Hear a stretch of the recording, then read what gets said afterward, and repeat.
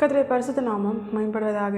இந்த நாளும் இந்த காலை வேளையிலே கர்த்தர் நம்மை அவருக்குள் பலப்படுத்தும்படியாக நமக்கு தருகிற வார்த்தை ஏசாயா தீர்க்கதரிசன புஸ்தகம் அதனுடைய 54வது அதிகாரம் அதனுடைய 4வது வசனம். பயப்படாதே, நீ வெட்கப்படுவதில்லை. நானாதே, நீ லட்சியடைவதில்லை. உன் வாலிபத்தின் வெட்கத்தை நீ மறந்து உன் விதவை இருப்பின் நிந்தையை இனி நினையாதிருப்பாய். கர்த்தருடைய பரிசுத்த நாமம் மேம்படுவதாக.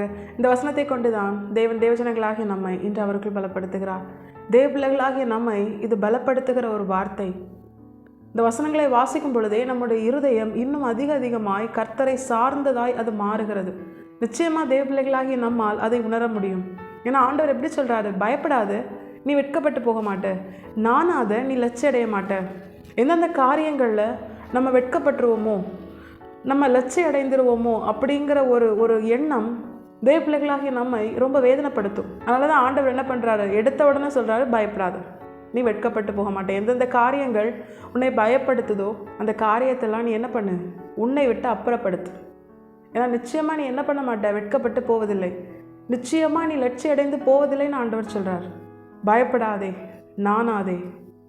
தேவ பிள்ளைகளாகிய நம்மை பார்த்து நம்முடைய தேவன் அவருக்குள் பலப்படுத்தும்படியாய் தருகிற வார்த்தை. இப்போ தேவ பிள்ளைகளாகிய நாம் இதை சுதந்திரிக்க வேண்டுமானால் நம்ம என்ன செய்யணும்?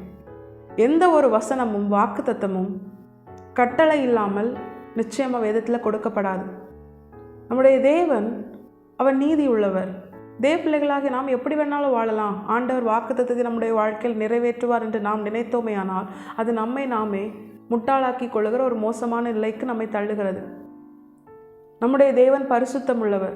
அதனால தான் வேதத்தில் அதிகமாக ஆண்டவர் பயன்படுத்துகிற வார்த்தை, நான் பரிசுத்தமாக இருக்கிறது போல நீங்களும் எனக்கேற்ற பரிசுத்தத்தில் நடந்து கொள்ளுங்கள். இஸ்ரவேல் ஜனங்களுக்கு மீண்டும் மீண்டுமாய் ஆண்டவர் இந்த வார்த்தையை வேதத்தில் சொல்லுவதை நம்மால் பார்க்க முடியும். இப்போ நம்முடைய வாழ்க்கையில் இவ்வளோ பெரிய ஒரு மேலான ஆசீர்வாதத்தை நாம் சுதந்திரிக்க வேண்டுமானால் தேவன் நமக்கு காண்பித்து தருகிற கட்டளை என்ன தெரியுமா? இதன் அடுத்த வசனத்தை நீங்கள் வாசிங்கன்னா, உன் சிருஷ்டிகரே உன் நாயகர், சேனைகளின் கர்த்தர் என்பது அவருடைய நாமம்.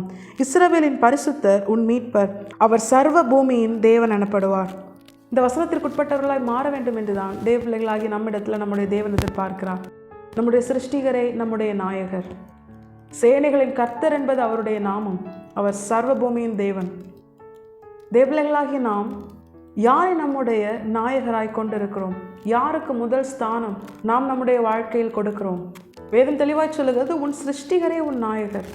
இப்போ தேவ பிள்ளைகளாகிய நாம் உலகத்தையும் உலகத்தில் உள்ளவைகளையும், உலக மாமிசம், பிசாசு, உலக மனிதர்கள், உலகத்தில் உள்ள மேன்மைகள், உயர்வுகள், இவைகளை நாயகர் என்கிற அந்த ஸ்தானத்திலே நாம் வைக்காதபடிக்கு நம்மை தாயின் கருவிலே சிருஷ்டித்தது மாத்திரமல்ல, மீண்டும் நம்மை புது சிருஷ்டியாய் மாற்றின, தம்முடைய இரத்தத்தினால் நம்மை அவருடைய பிள்ளைகளாய் மாற்றின நம்முடைய ஆண்டவராக இயேசு கிறிஸ்துவை நாம் நம்முடைய நாயகராய் கொண்டிருந்தோமே ஆனால் நம்முடைய வாழ்க்கையில் எந்த சூழ்நிலைக்கும் பயப்பட வேண்டிய அவசியம் இல்லை.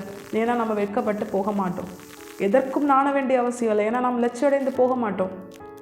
ஏன்னா நம்முடைய நாயகர் சர்வ பூமியின் தேவன், அவர் சேனைகளின் கர்த்தர்.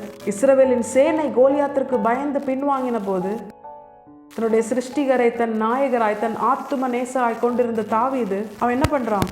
ஈஸியாக அவனை ஜெயிக்கிறான். இது எதனால் உண்டானது? அவனோடு இருந்தவர் சேனைகளின் கர்த்தர். அவனை வெட்கப்பட்டு போக விடலை, அவனை லட்சியடைந்து போக விடலை. அவனுக்குள்ள பயமே வரலை. தாவீதுக்குள்ள கோலியாத்தை பார்த்து எந்த பயமும் வரல. இது எவ்வளோ பெரிய ஒரு ஆச்சரியம்! இஸ்ரவேலின் சேனை, ராஜா சகலமும் கோலியாத்தை கண்டு பயந்து பின்வாங்கின அந்த சூழ்நிலையில் தாவீது பயப்படவே இல்லை. ஏன்னா அவனோடு கூட இருக்கிற அவனுடைய நாயகர் சர்வ பூமியின் தேவன், சேனைகளின் கர்த்தர்.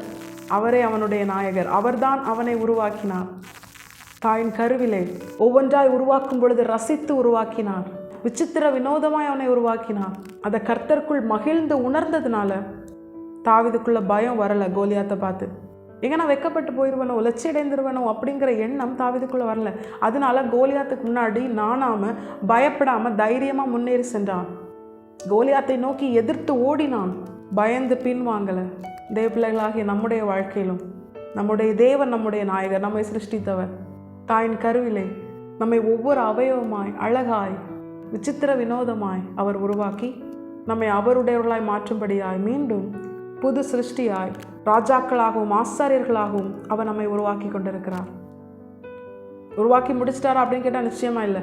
ஒவ்வொரு நாளும் தம்முடைய சாயலாய் தேவ பிள்ளைகளாகி நாம் மாறும்படியாய் அவர் நம்மை உருவாக்கி கொண்டே இருக்கிறார். நம்முடைய தேவனை நமக்கு எல்லாம்.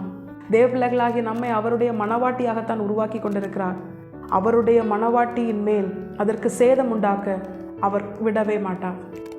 உன்னை தொடுகிறவன் என் கண்மணியை தொடுகிறான்னு சொல்றார். தேவ பிள்ளைகளாகி நாம் இதை உணர்ந்தவர்களாய் அவருக்கு முதன்மை ஸ்தானம் கொடுத்து அவருக்கு கீழ்ப்படிந்து அவருடைய இருதயத்தை மகிழ்விக்கிற உன்னத பாட்டிலே சொல்லப்பட்ட தேவனுக்கு பிரியமான மனவாட்டியாய் பரிசுத்த ஆவியானவரால் உருவாக்கப்பட நாம் நம்மை முழுமையாய் அர்ப்பணிக்கும் பொழுது கர்த்தர் நம்மை நிச்சயமே பாதுகாப்பார். எந்த பயம் வராது. வெட்கப்பட்டு போக மாட்டோம். நாண வேண்டிய அவசியம் இல்லை. லட்சியடைந்து போக மாட்டோம். தம்முடையவர்களை கண்மணி போல பத்திரமாய் தம்முடைய செட்டை மறைவிலே தம்முடைய வஸ்திரத்திற்குள்ளே வைத்து உள்ள கையிலே வரைந்து அவர் பாதுகாத்து கொண்டிருக்கிறார். இம்மட்டும் காத்தவர் இனிமேலும் காத்துக்கொள்வார். தேவ பிள்ளைகளாகி நாம் அவரை தவிர்த்து வேற எந்த காரியத்தையும் நாம் நம்முடைய நாயகராய் வைத்து அதன் பின்னே செல்லாமல் நமக்காக ஜீவனையை தந்து எல்லா அன்பிற்கும் மேலான அன்பாகிய நம்முடைய ஆண்டவராக இயேசு கிறிஸ்துவின் அன்பை உணர்ந்தவர்களாய் தேவ பிள்ளைகளாகி நாம் அவரே நம்முடைய நாயகராய் கொண்டு நாம் நம்மை முழுமையாய் அவருக்கு பிரியமான மனவாட்டியாய் உருவாக்கப்பட பரிசுத்த ஆவியானவருக்கு இடம் கொடுத்தோமேயானால் நிச்சயமாய் அவர் ரகசியமாய் வந்து நம்மை அழைத்து சென்று அவரோடு கூட நித்தியமாய் ஆளுகை செய்ய அவருடைய வலது பாரசத்திலே அவருடைய சிங்காசனத்திலே அமர்ந்திருக்க செய்வது அதிக நிச்சயம். தேவ பிள்ளைகளாகி நாம் இதை உணர்ந்தவர்களாய் நாம் நம்மை முழுமையாய் கர்த்தருடைய பாதத்திலே அர்ப்பணிப்போம். பயப்படாதே, நீ வெட்கப்படுவதில்லை.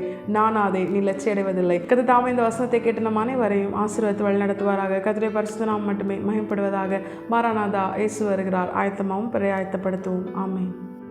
என்பலன் ஒன்றுமில்லை என்று நான் அறிவேன், அவர் பலனின்றும் குறையவில்லை.